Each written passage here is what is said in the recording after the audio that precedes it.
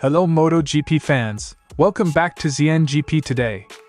In the Ducati Lenovo camp at Le Mans, Saturday delivered contrasting emotions.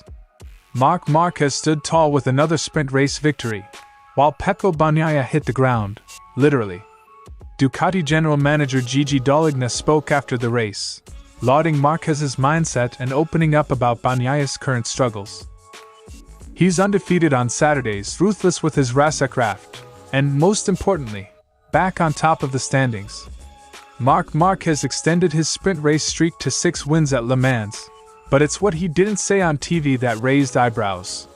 Speaking after the race, Marquez hinted at divergent paths within the Ducati camp, praised the return of Fabio Quartararo to the fight, and admitted he's gunning not just to be Mr. Saturday, but to finally reclaim Sundays too. Another opportunity gone, and this time, it hit hard. Francesco Bagnaia's title campaign took a major blow with a costly crash in Saturday's Le Mans sprint. Pecco admitted he had no warning before losing the front at the Dunlop chicane, yet another chapter in his growing struggle with Ducati's GP25. While Marc Marquez soared to victory again, Bagnaia was left picking through the wreckage, literally and metaphorically. The cheers were loud, the pole position was sensational, but by the time the sprint race ended, Fabio Quartararo was left with mixed emotions. The Frenchman dazzled in qualifying at Le Mans but couldn't convert his Saturday's speed into a podium. Despite finishing a strong fourth, Quartararo admitted it was impossible to match Marc Marquez's pace, and that the M1 still lags far behind in crucial areas like grip and power. Still, the crowd favorite showed flashes of his old brilliance, and maybe, just maybe, hope for brighter Sundays. Don't forget to click subscribe button and the bell icon for MotoGP news update.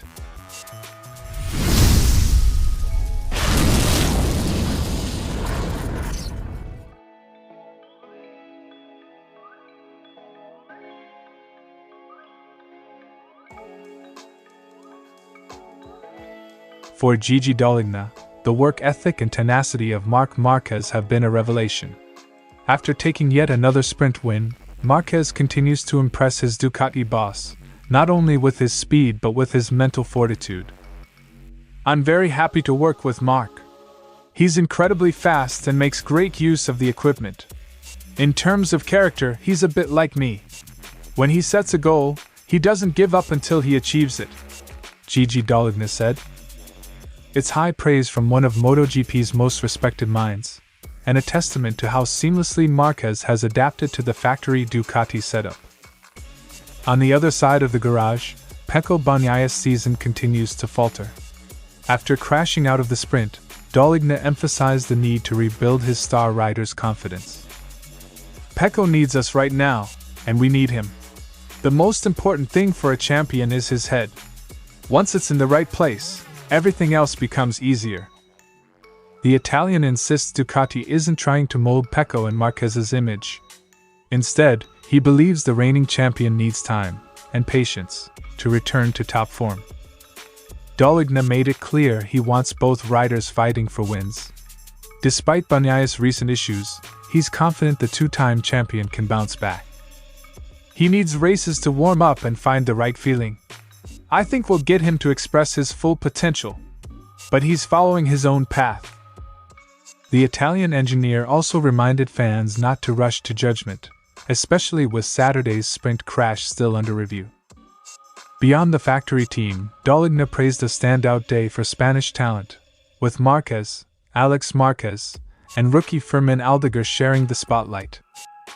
It was a good race. I'm happy for Marc and Alex and congratulate Fermin on his first MotoGP podium. I do feel sorry for Pecco, though. He had a good weekend until the crash concluded. Bagnaia's qualifying issues with the soft tire and the loss of front-end confidence remain under analysis, with Ducati taking a careful approach before drawing any conclusions. Ducati may be dealing with two very different stories, but the potential is still immense. Marquez is proving unstoppable on Saturdays, while Bagnaia's recovery remains a key subplot in this year's title race. Gigi Dall'Igna is keeping faith in both, and with good reason.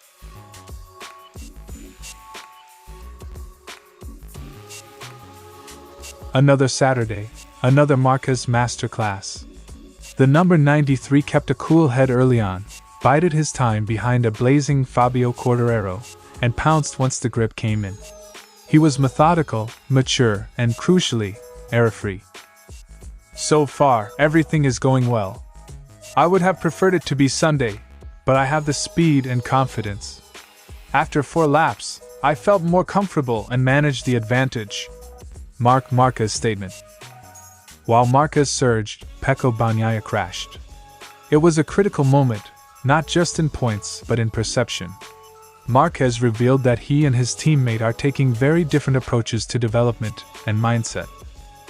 We talked about the new chassis I'm riding, while he prefers the old one. Ducati believes in the new one's future potential. Each of us has a different strategy, both sporting and personal. Having learned from a costly Jerez mistake, Marc changed his tactics at Le Mans. He knew Fabio would be strong early, and this time he waited for his moment, an evolution in racecraft that's defining his 2025. I told my technician before the race, Fabio will escape early.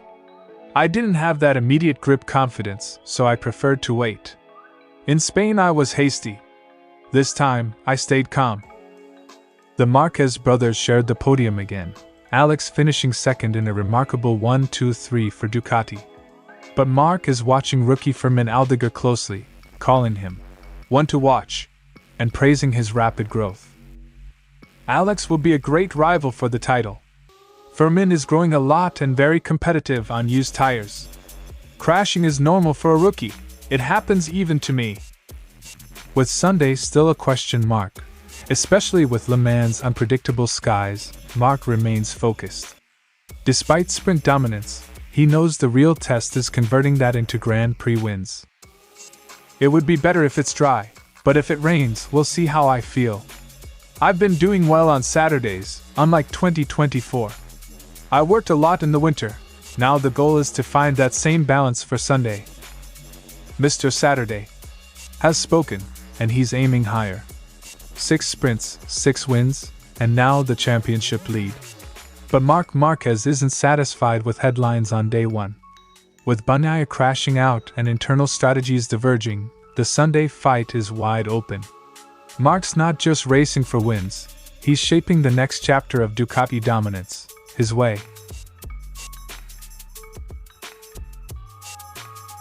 It happened on lap 2. Bagnaia, running fourth, tucked the front and slid out, head in hands, walking away from a race he desperately needed to finish. Ducati boss Gigi Dall'Igna shared the frustration, as Pecco's perfect points streak ended after 10 rounds. No zero warning. I was a bit slower, with less lean angle, but I still lost the front. When you don't feel the front, you can crash like this without being able to predict what it's doing, Bagnaia said. Bagnaia's front-end complaints are nothing new. Since preseason testing, he's struggled to adapt to the GP25's feel, particularly with the soft front tire. Even after rejecting a new fuel tank, the issue persists. Unluckily, from the start of the season, my feeling with the front is not there. Crashes like this can happen. We need to solve the problem and try to look forward to understand the situation.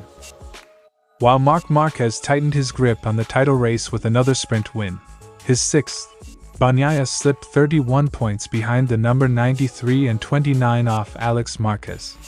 The frustration is compounded by how good the pace actually was, at least in free practice.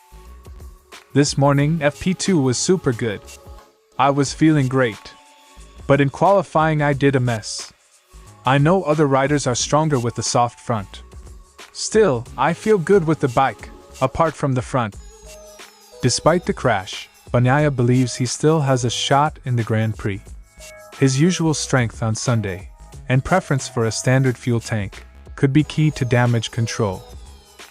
I think if I can survive the first 2 laps, corner 3 especially, I can fight for the top 2. Today the pace was there. Tomorrow the pace will be there. I really need to fix something from the front. Bagnaia isn't the only one battling front-end gremlins. Fabio Di Giannantonio, also on a factory-spec GP25, struggled too, yet salvaged 7th after starting 17th. Still, for Ducati's lead rider, the pressure is mounting. Bagnaia came to Le Mans looking to close the gap. He leaves Saturday further adrift and searching for answers. While Marc Marquez grows stronger with every lap, Pecco's 2025 title fight hinges on one thing: fixing that front end fast. Quartararo. It's impossible to do better than Marc Marquez. A bittersweet Saturday at home. It's a headline we've seen before: Fabio Quartararo on pole. But doing it at Le Mans, with the crowd on its feet, was special. The Yamaha star delivered a stunning time attack, even after nearly overcooking turn 9. Did I do another special lap? Yes, honestly. I overshot the braking at turn 9 and thought I was going to crash, but I managed to brake well and get away with it, Quartararo said.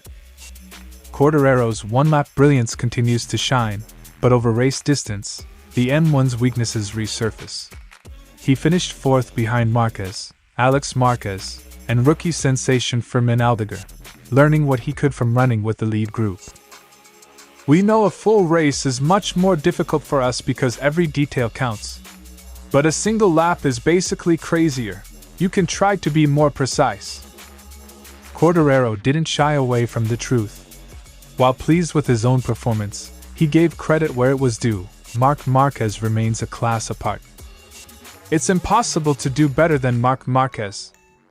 As soon as I arrived in Moto GP, that was my strong point. People have always said I'm a Saturday rider. So it's great, but we're still missing something to really fight him. The Frenchman continues to carry Yamaha on his back. While development is slow, Quartararo is adamant the team is at least moving forward. But the gap remains significant in critical performance areas. We're making a step forward.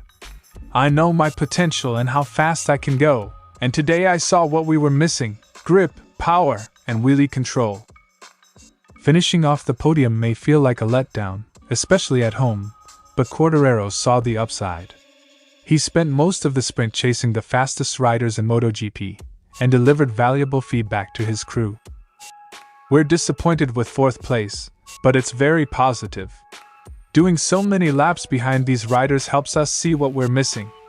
I think the feedback I gave the team is correct.